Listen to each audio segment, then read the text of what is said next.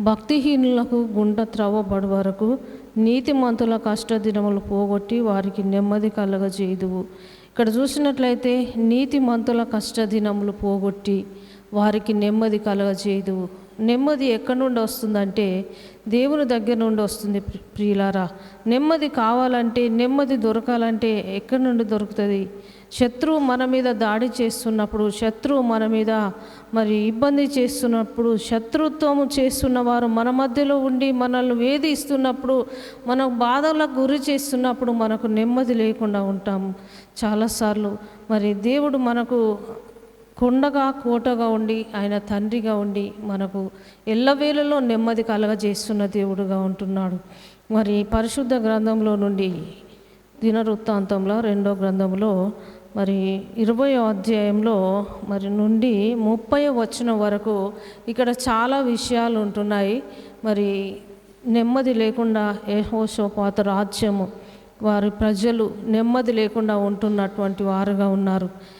వారు శత్రువుల బాధ చేత కృంగిన వారు, కృషించిన వారై బాధతో వేదనతో వారు వేదన పడుతున్నప్పుడు ఆ శత్రువులను జయించడానికి, శత్రువుల మీద విజయం పొందుకోవడానికి, శత్రువుల మీద ఏ రీతిగానైనా ఓడించడానికి వారు ఏం చేశారనేది 3వ వచనంలో దేవునికి వారు ఉపవాసం ఉండి దేవుణ్ణి ప్రార్థించిన వారుగా ఉన్నారు. దేవుని సన్నిధిలో వారు మనస్సు నిలుపుకున్న వారుగా ఉన్నారు. శత్రువును నీ మీద శోధిస్తున్నటువంటి అపవాదిని ఓడించాలంటే నీవైనా నేనైనా మనం ఏం చేయాలంటే దేవునికి మనం ఉపవాస ప్రార్థనలు మనం చేస్తూ ఆ అపవాదిని ఓడిస్తూ మనం విజయం పొందుకోవాలని లేఖనం సెలవిస్తుంది. ప్రియులారా, 12వ వచనంలో ఎవరెవరు దేవునికి ప్రార్థించారు అనేది ఉంటున్నది.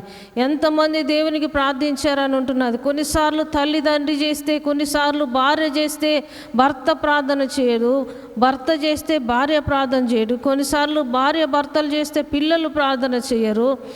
దేవునికి ఇష్టకరంగా ఉండరు.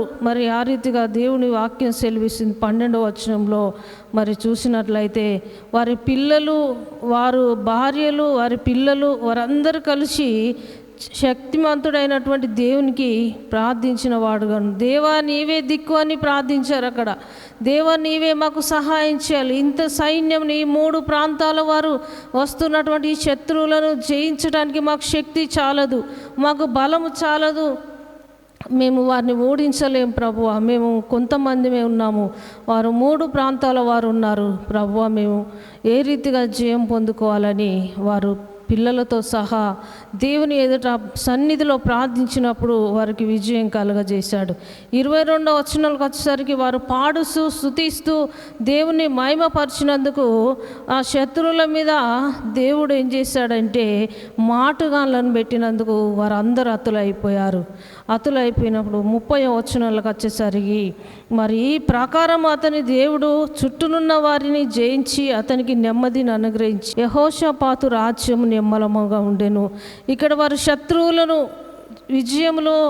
వీరు విజయంలో నడిపించబడాలంటే శత్రువులను హతము చేసినప్పుడు, శత్రువు ఓడిపోయినప్పుడు ఈ ప్రజలకు విజయం కలిగినట్టు చూస్తున్నాం.